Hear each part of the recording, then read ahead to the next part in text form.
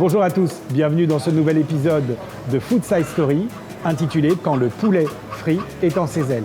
Je suis Nicolas Nouchi, j'analyse et je scrute les marchés de la restauration depuis 25 ans, en tant qu'expert, mais aussi en tant que consommateur. Le poulet frit est en ses ailes parce qu'il n'a jamais eu autant le vent en poupe. Il y a 1000 façons de le consommer, 1000 façons de le préparer, aussi bien pour un restaurateur de talent que pour un consommateur qui veut le préparer à la maison. J'ai fait venir des experts, des entrepreneurs qui aujourd'hui ont des enseignes qui percutent sur le marché français et touchent toutes les typologies de consommateurs. Nous avons également parmi nous un influenceur de talent qui nous partagera les meilleures adresses et les meilleurs tips à connaître pour le poulet frit. Un professionnel de restauration traditionnelle qui nous partage une recette que nous allons déguster. On vous souhaite une bonne dégustation, ça démarre maintenant.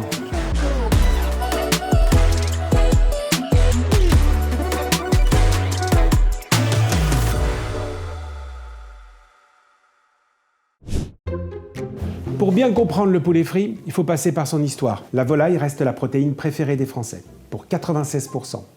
Elle est consommée en très grosse quantité et en particulier le poulet. 18 poulets par an et par habitant. Les Français sont les plus gros consommateurs de volaille en Europe. Le poulet notamment a progressé de 24% en volume de consommation en 5 ans. 37% des volumes de volaille sont consommés au restaurant à l'extérieur de chez soi. Et ça ne cesse de progresser. Le poulet frit a certainement une part de responsabilité là-dedans. Le poulet frit, c'est un métissage, un melting pot, un mélange de cultures. Si l'on fait le tour du monde, on risque de croiser le poulet frit dans de nombreux pays. Les États-Unis, le Japon, la Corée du Sud, le Liban, Haïti, la Turquie, l'Inde. Et là, ça me prendrait certainement beaucoup plus de temps de sortir tous les morceaux qui peuvent sortir en modèle poulet frit.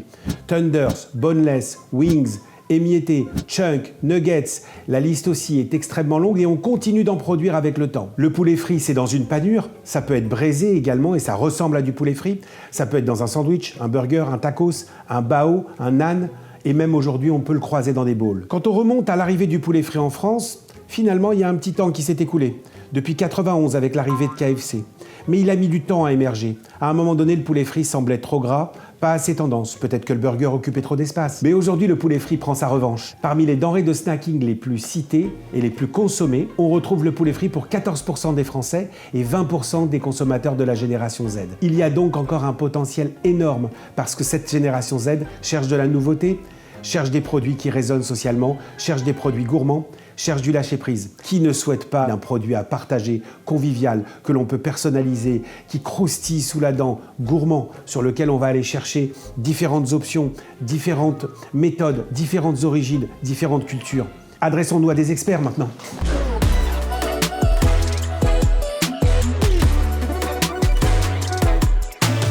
Pour pouvoir mieux comprendre le poulet frit, quand on est un consommateur ou quand on est un restaurateur, il faut s'adresser à des professionnels. Ici, nous avons les vrais professionnels, la communauté du poulet frit. On a le plaisir d'avoir parmi nous Vanessa de l'enseigne Chikin, qui aujourd'hui représente 7 points de vente et bientôt 8, bientôt 10, bientôt 12. Vanessa, c'est un voyage garanti vers les rues sombres et animées de Séoul par une bouchée de poulet frit. On vient compléter tout ça avec Camille, qui va nous parler aussi du poulet africain sous toutes ses formes avec l'enseigne Beaumaillé. Beaumaillé, 2 points de vente dans Paris et aussi une perspective formidable de nous faire découvrir non pas une recette de poulet frit à l'africaine, mais 50 recettes de poulet frit à l'africaine.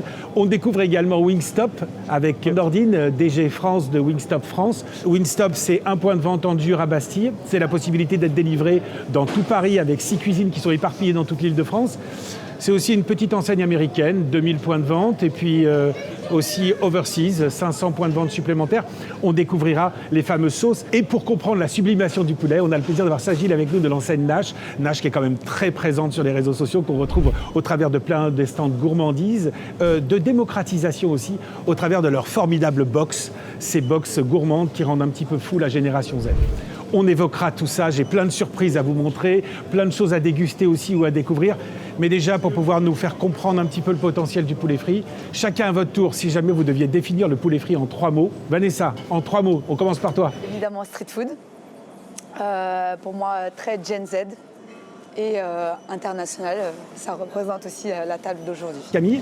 Croustillant, goûtu, bien épicé.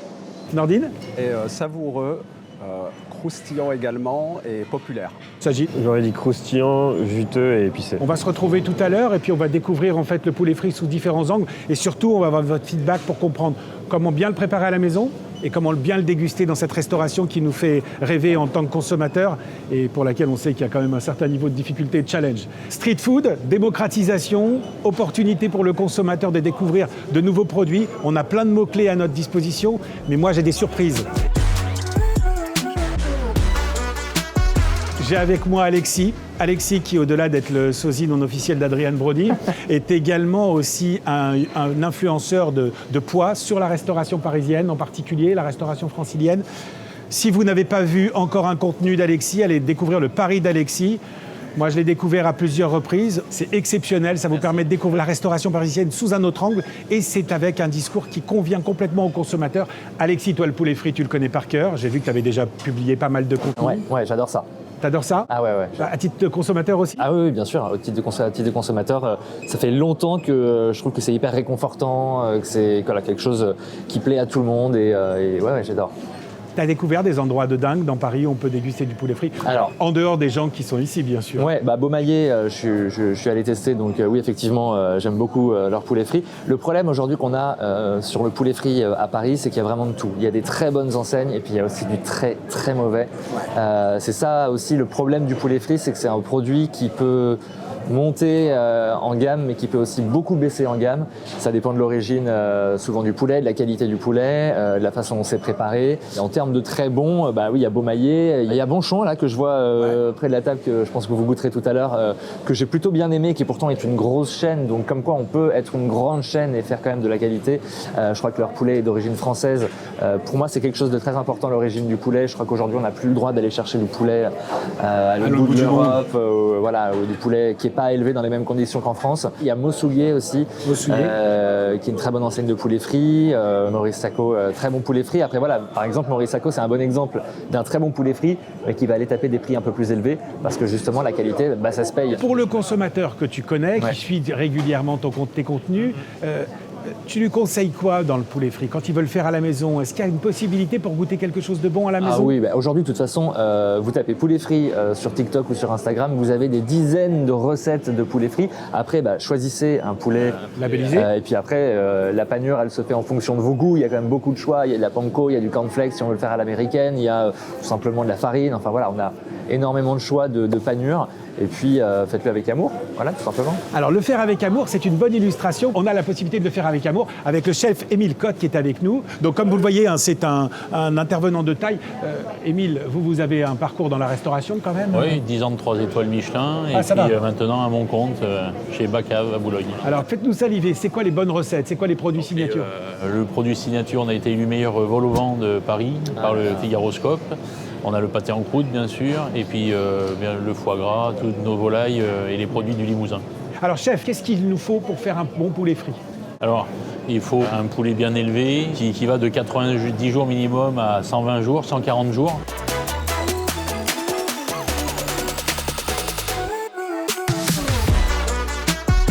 Le poulet, c'est pas juste un produit, c'est un terroir, une histoire, une main qui l'a élevé, donc un éleveur en face.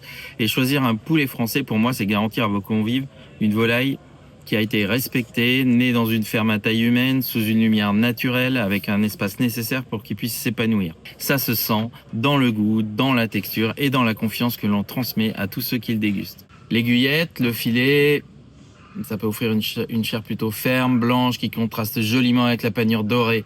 La cuisse, elle va raconter une autre histoire. Plus tendre, plus moelleuse, elle se prête à la gourmandise. Moi, c'est celle que je préfère.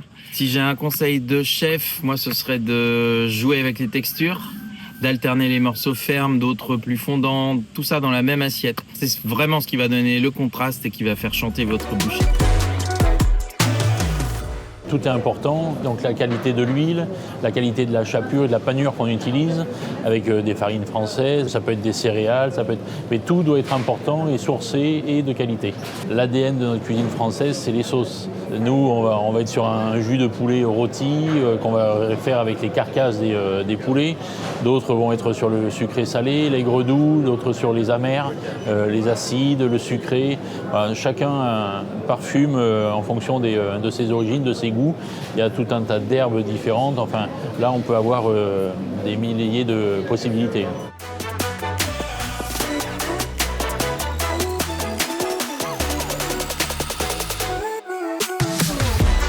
Dans un sandwich, on va chercher plutôt une mayonnaise pour éviter de détremper le poulet. Dans un dip, la sauce est autant le héros que le poulet, donc des saveurs exotiques, acidulées, pimentées. Et enfin, pour un poulet enrobé, on va chercher plutôt des saveurs sucrées et une sauce épaisse. Pour les ailes, si elles sont enrobées, une sauce plutôt sucrée enveloppante. Si elles sont dippées, saveur plutôt umami ou fumée. Pour les nuggets, tout est possible. On va chercher une sauce forte en goût et en couleur. Et pour les filets, on va chercher une sauce plutôt acidulée, fumée ou encore sucrée. La première chose, c'est de prendre en compte l'assaisonnement de votre panure, qui est déjà un élément important de votre poulet, pour ensuite adapter la sauce en termes de sucre, de sel ou encore d'épices. Et la seconde chose, c'est d'avoir une sauce qui va pas détremper le poulet pour garder vraiment ce côté croustillant. Pour une sauce plutôt sucrée ou fumée, on utilisera le ketchup comme base, mais plus généralement, on va utiliser la mayonnaise qui est plus neutre et onctueuse, qu'on va ensuite travailler sur l'assaisonnement, la texture et l'aspect visuel. On a développé la mayonnaise professionnelle, haute fermeté et qui résiste à haute température pour laisser toute votre créativité s'exprimer. Alors, Émile va nous montrer cette recette. Alexis, toi, si tu regardes un petit peu ces produits qui sont mis à disposition, finalement, le poulet frit, il peut exister aussi en restauration assise. Pour moi, aucun plat n'a pas sa place nulle part, hein. Un poulet frit, moi j'ai même envie de dire de façon un peu provoque qu'un poulet frit, on pourrait le retrouver sur une table étoilée. S'il est extrêmement bien préparé avec évidemment beaucoup de choses autour, ça peut être un élément d'un plat global préparé par un chef. Je veux dire, le poulet frit, la façon dont Émile va le cuisiner, c'est une façon presque gastronomique, hein. On n'est pas du tout sur un poulet frit de street food, etc. Il suffit juste de l'adapter à la cuisine qu'on a envie de faire. Et alors donc Émile, comment vous l'avez adapté ce poulet frit, la surprise qu'on va faire déguster à nos invités? La surprise qu'on a préparée, nous on va détailler des petites lanières dans le filet de poulet qu'on a sélectionné, on va le rouler dans une feuille de brique, on va apporter un petit condiment de basilic et tomate confite et on va venir les frire. Et la feuille de brique va devenir croustillante et à l'intérieur, une fois que ce sera coloré, ce sera la juste cuisson par rapport au poulet qu'on va venir tremper dans une petite provençale de légumes avec un gazpacho de tomates, des petites olives tagliage, de la cébette, des petits croûtons et ça devient une recette bistronomique. Ça pourrait être servi dans un papier journal et avec une petite sauce à côté. À table, voilà, il va y avoir un petit dressage et ça peut être adapté au plus grand nombre. C'est un poulet frit du sud, de la Méditerranée. Voilà. Cette recette-là que nous, on va avoir le plaisir de déguster, n'importe quel consommateur peut venir le goûter au bac à Tout à fait. Ça prouve quelque chose, là, ce poulet frit à la méditerranéenne, on va dire. C'est qu'en fait, le poulet frit, finalement, c'est un produit qui rassemble la planète, hein. Alexis, pour conclure tout ça, le poulet frit, je peux aussi moi-même, en tant que Français, faire un poulet frit à l'américaine comme un poulet frit à la japonaise. Bien sûr. Chef, on vous laisse continuer, on te laisse continuer et terminer tout ça. C'est nos experts qu'on a besoin d'interroger pour en savoir un petit peu plus. Vous représentez des enseignes prestigieuses. Comment se fait-il qu'il y ait un tel engouement pour le poulet frit? Vanessa, on commence par toi? On parle à une génération qui est très connectée et du coup, ça amplifie la notoriété du poulet et donc ça parle à beaucoup plus de monde, c'est assez accessible. Nordine, selon toi? Moi, je pense que les attentes des consommateurs ont vachement évolué ces dernières années. Ils demandent du choix, des saveurs différentes, de la personnalisation. Et là où il y a quelques années, on allait simplement manger du poulet frit, aujourd'hui, on cherche à vivre plutôt une expérience autour du poulet frit. Et quand on ajoute à ça effectivement le fait que le poulet frit est une vraie base d'expression culinaire, donc on peut déployer ça en différents formats, différentes saveurs, différents goûts, et qu'en plus c'est un produit très visuel, très instagrammable, qui touche toute une partie des consommateurs jeunes, bah, ça fait le succès aujourd'hui de ce secteur. Et pour terminer, le marché avait été dominé pendant plusieurs années par un mono-acteur très important, plutôt mono-recette. Et aujourd'hui, on est passé à toute une variété de produits, de saveurs, de goûts et tout expérientiel. Et le poulet, ça se partage, c'est considéré comme un peu plus sain, ça se décline en plein de variétés, etc. Donc il y a du potentiel. Sadjil, je vois bien aussi que vous avez les box, ça doit attirer le consommateur. Pourquoi le poulet frit marche tellement bien et finalement, même ces box-là, je ne suis pas rappeur, mais je les aime bien quand même. Comment ça se fait qu'il y ait un tel engouement ? Déjà, concernant le poulet frit, pour moi, si on prend l'exemple de l'Angleterre, c'est un produit qui a été beaucoup plus populaire depuis plus longtemps. Ouais. C'est comme si ça avait un peu tardé à venir en France, mais si on regarde les choses de manière mondiale, on voit que c'était un produit qui était déjà très populaire, mais qui n'était peut-être pas aussi inclus dans la culture française qu'aujourd'hui. Et donc, en France, on est plutôt pizza et burger. Et on commence à être de plus en plus poulet frit. Donc voilà. Et concernant les box, nous, aujourd'hui, on l'appelle la box du peuple. C'est pas pour rien, c'est parce qu'elle est accessible. Et on parle de générosité. Aujourd'hui, le client veut une expérience où la générosité est présente. Et je pense qu'on a répondu à cette demande-là. Donc de belles perspectives là-dessus. Maintenant, si je suis consommateur et que moi aussi j'ai envie de me faire un poulet frit, c'est possible aussi, je veux dire, c'est pas non plus incompatible. Est-ce qu'il y a des règles à respecter, par exemple? Est-ce que la marinade, selon vous, c'est indispensable? Vanessa? Indispensable, c'est pour moi ce qui fait la différence entre un poulet chez un concurrent et chez moi. C'est la marinade. C'est la marinade. Nous, on l'a travaillé vraiment longuement parce que, on l'a changé plusieurs fois pour vraiment adapter le goût qui soit intemporel en même temps, mais qui nous différencie des autres. Et il y a toute une technique c'est la marinade secrète de chez nous. Nordine? C'est vraiment l'élément déclencheur du succès du poulet frit en France. Chez Wingstop, par exemple, on a coutume de dire que ce qu'on vend, c'est pas du poulet frit, c'est des saveurs. Donc le poulet frit n'est qu'un support pour tester, pour expérimenter des saveurs différentes. On a toute une palette qui va de la plus soft à la plus explosive. Donc du sucré salé qui est la sauce hawaïane jusqu'à la plus forte et la plus spicy qui est la saveur atomique qui porte bien son nom. Et donc ouais, le poulet frit, effectivement, on ne peut pas aller sans saveur et sans marinade, et c'est vraiment là que se trouve l'expérience. Donc ça nous donne l'idée de la marinade, mais si je vais même plus loin, Sajid, par exemple, si j'évoque le secret d'un bon poulet frit, est-ce qu'elle est indispensable, la marinade? Est-ce qu'il y a d'autres choses? Il y a deux techniques. Il y a la première, donc forcément, où le poulet est mariné, et moi je suis d'accord avec mes confrères où oui, la marinade est importante, mais il y a une autre technique où on va avoir des épices dans la panure. En fait, il y a des poulets qui ne sont pas marinés, mais qui ont beaucoup d'épices dans la panure et qui sont très très bons. Et ça aussi, c'est un bon secret? Ouais, il y a certaines enseignes qui vont plus se concentrer sur les épices qui sont dans la panure que sur la marinade. Ils peuvent avoir une marinade plutôt légère, plutôt simple, et par contre des épices qui sont très travaillées. Pareil pour le poulet frit à l'africaine. Alors je sais qu'il n'y a pas un poulet frit à l'africaine, on a cette idée arrêtée d'imaginer qu'il n'y a qu'une seule recette, mais il y a tellement de pays en Afrique. Marinade, pas marinade? 100% marinade. On a voyagé du coup un peu sur le continent africain et donc là le poulet est surtout braisé, mais il passe quand même beaucoup de temps à le malaxer avec des épices, avec des arômes, avec des saveurs, etc.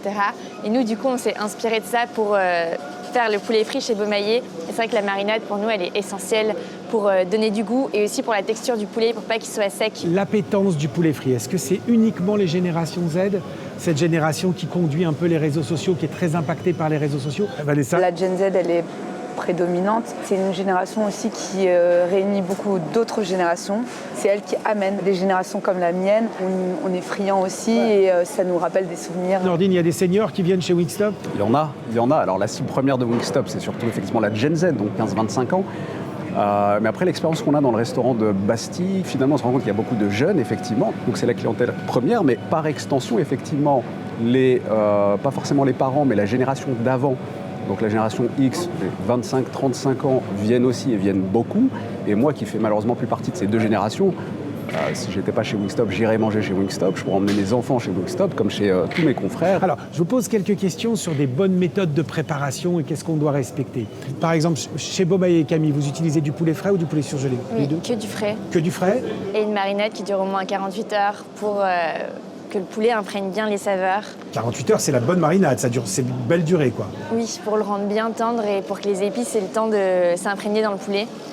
Et après, on le fait juste frire. On met pas beaucoup d'épices sur la panure parce qu'on veut vraiment que le goût du poulet de l'intérieur il prenne le dessus sur le tout et que la panure elle vienne juste à côté, ajouter la texture. Mais selon vous, est-ce qu'on peut faire quand même du bon poulet frais avec du poulet surgelé? Parce qu'à la maison, moi, j'ai pas que des poulets frais. Est-ce qu'on peut aussi utiliser du poulet surgelé, Sajid? Pour moi, oui, complètement. J'ai aussi la casquette de distributeur, donc je référence des produits surgelés. Je teste beaucoup de produits surgelés et ces produits-là m'impressionnent. Aujourd'hui, on arrive à obtenir des résultats qui sont parfois bien meilleurs que sur du poulet frais. Je prends l'exemple de la panure. On arrive à avoir des panures qui sont extrêmement croustillantes. C'est difficile de faire une panure croustillante quand on travaille du frais. Chez Nash, on travaille du frais et je sais à quel point c'est un enjeu d'avoir une panure croustillante. Donc on va avoir une panure qui est très croustillante, un poulet qui est très juteux. Alors maintenant, je vous pose une autre question sur les panures. est-ce que vous me confirmez qu'il y a plusieurs centaines, plusieurs milliers de panures possibles? Est-ce qu'il y a toutes les combinaisons sont possibles? Camille, chez vous, la panure, c'est un sujet important. Est-ce qu'il y en a plein de différentes dans le poulet africain? En Afrique, c'est pas vraiment du poulet frit, c'est plus du poulet braisé. Donc nous, on vient juste le paner assez simplement pour donner la croustillance au poulet. Et après, on agrémente les clients peuvent choisir une sauce à côté. Donc souvent, ils mangent avec de la mayonnaise fumée. Mais non, c'est pas un gros sujet pour nous, la panure.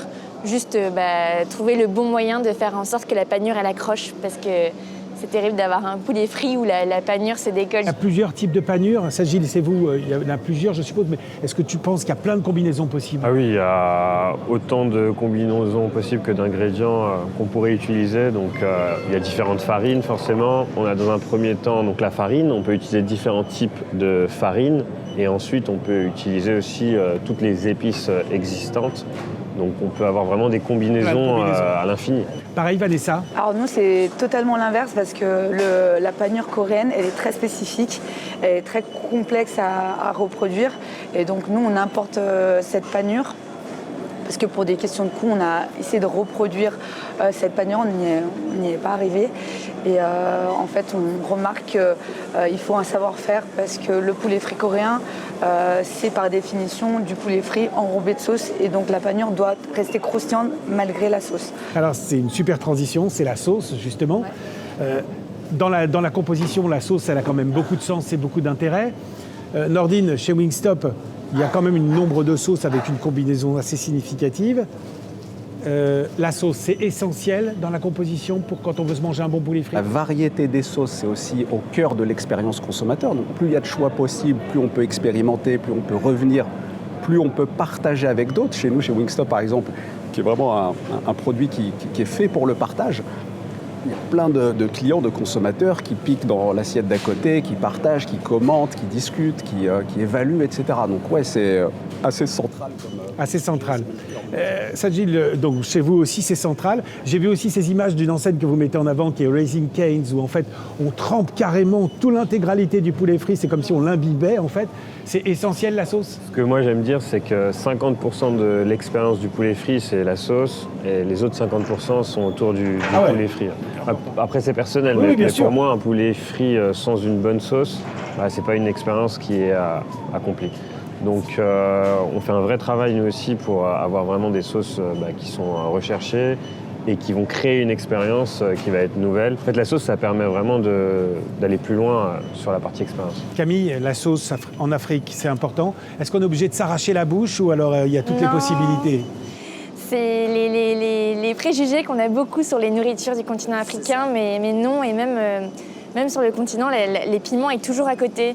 Et chez Beaumaillé, c'est pareil, on fait un piment maison qui arrache bien, enfin selon les palais, parce qu'il y en a qui disent que ça arrache pas du tout et d'autres que c'est immangeable. Il y a une éducation du palais. Oui, mais il est à côté, et après je suis d'accord que la sauce, le côté régressif dont vous parliez tout à l'heure, je trouve qu'on l'a vraiment avec la sauce et le poulet et le fait de se faire plaisir. C'est comme pour moi manger des frites sans sauce, quoi, ça marche pas. Est-ce que de votre côté, vous qui maintenant avez éprouvé le poulet frit sous plusieurs angles à destination du consommateur, vous avez des idées arrêtées que vous pensez que les consommateurs français ont, que vous voudriez casser sur le poulet frit? Vanessa. On l'associe au bas de gamme et on l'associe à quelque chose de rapidement fait.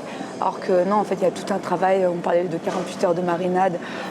C'est quand même un long travail quand même pour sortir un poulet qui semble être rapide. Un petit feedback, si vous en avez un, sur un record battu de consommation de poulet frit. Vous avez un consommateur qui a battu un record, Sajil? Nous, on a un client qui a donc mangé la méga Nashbox seul.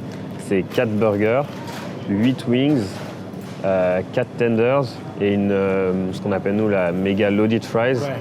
Donc il y a 600 grammes de frites avec de la sauce. Sachant que la portion de base est 150, pour que les gens aient un peu l'idée. Et il a réussi à tout terminer. Donc c'est assez impressionnant. Une expérience pour vous de bon poulet frit, ça passe aussi par une cuisson.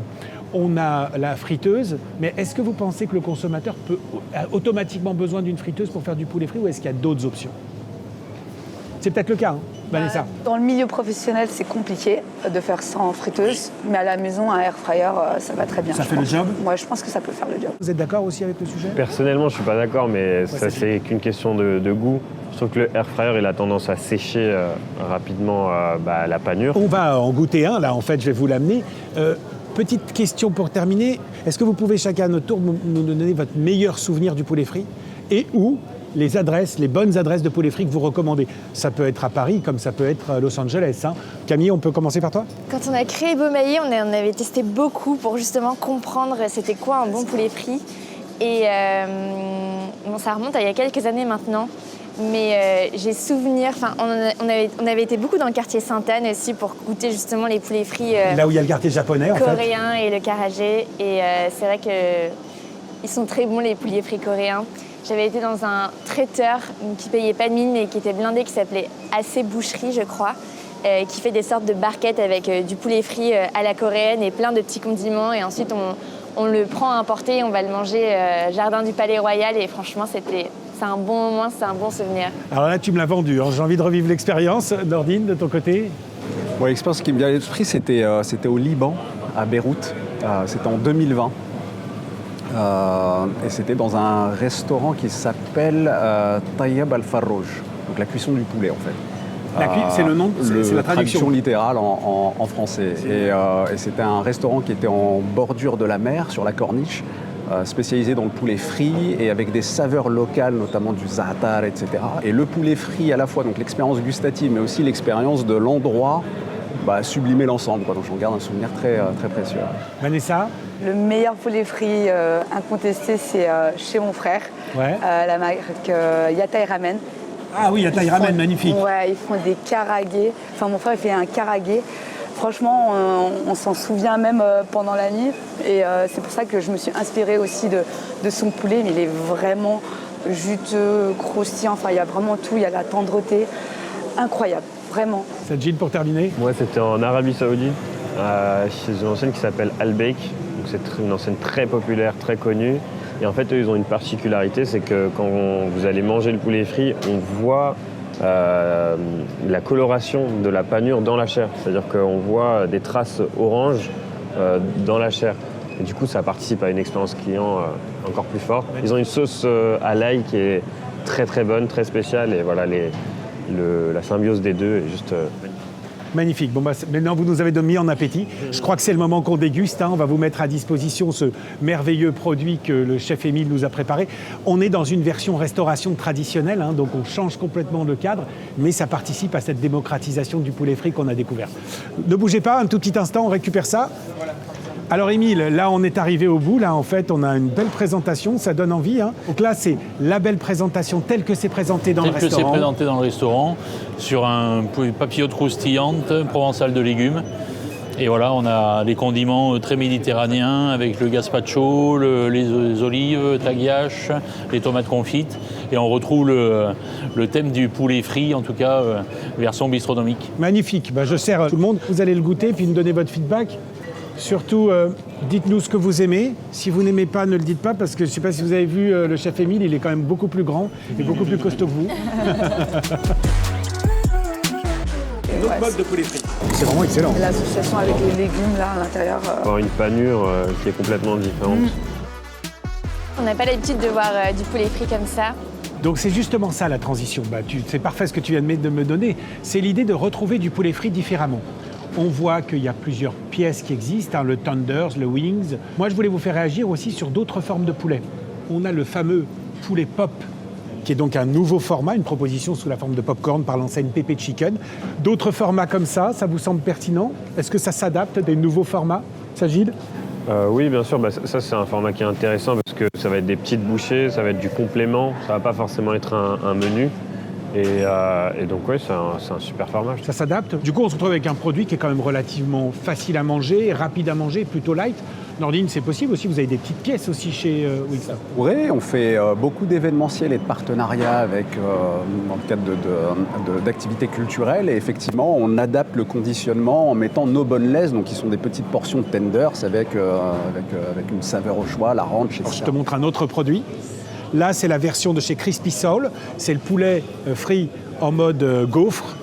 Est-ce que la gaufre, c'est compatible avec le style africain, Camille ? Oui, la soul food, c'est la nourriture américaine afrodescendante. Et nous, on explore. Notre but, c'est d'explorer toutes les gastronomies africaines et afrodescendantes. Donc, on n'est pas. Demain, on pourrait sortir une collab, par exemple, avec sur une île ou sur la soul food. Donc, oui, c'est complètement compatible. Là, c'est le karaage. Bon, c'est pas celui de ton frère, Vanessa, mais c'est le karaage, donc le poulet à la japonaise, que peu de Français connaissent finalement. Je pense que c'est un produit qui mérite d'être découvert. Le poulet à la japonaise, ça a vraiment du sens? Ah ouais, mais pour moi, c'est le point de départ du poulet frit en Asie. C'est vraiment ce qui est c'est incontournable au Japon et en Asie.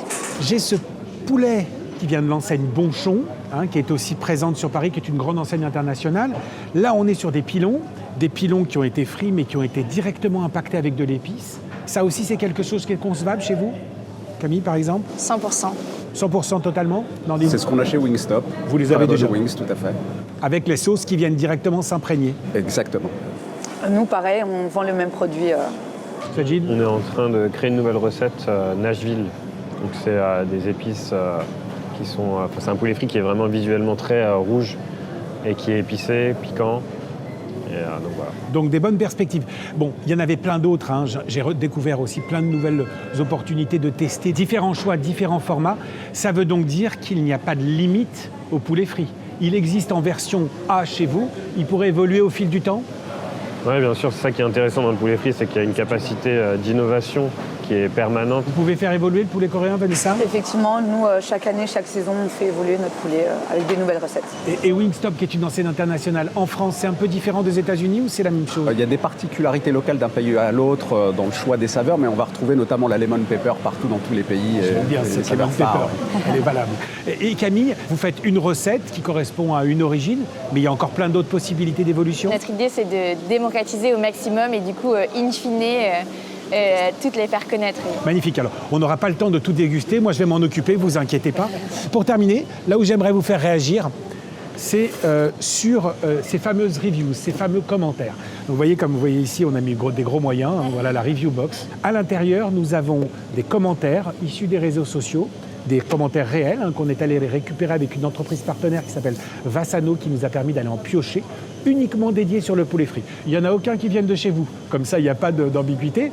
Par contre, ce que j'aimerais bien, c'est que l'espace d'un instant, vous puissiez vous transformer, non pas en agent virtuel, avec l'intelligence artificielle, mais en vrai community manager, que vous en piochiez un au hasard, que vous nous le lisiez, et vous nous disiez comment vous réagiriez si c'était votre point de vente ou si vous étiez dans ce point de vente-là.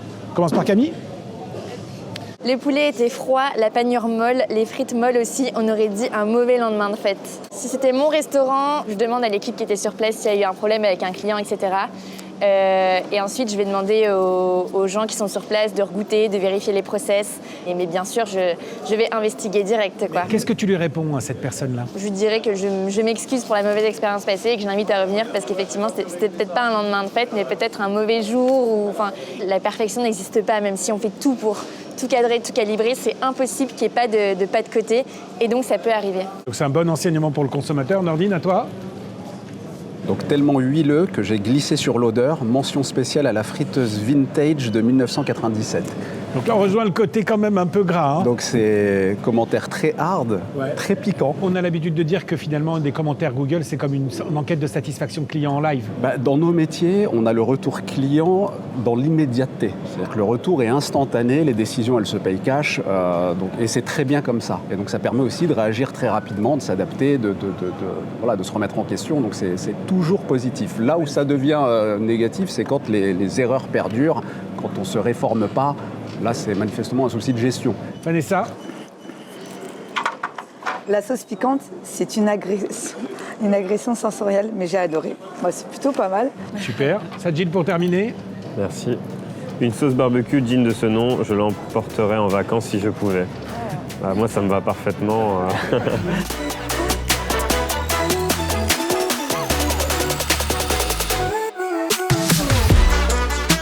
on est arrivé au bout. Merci beaucoup de votre feedback. Là, on a eu des vrais experts de la communauté du poulet frit. Nous, de notre côté, on se retrouve pour le prochain épisode.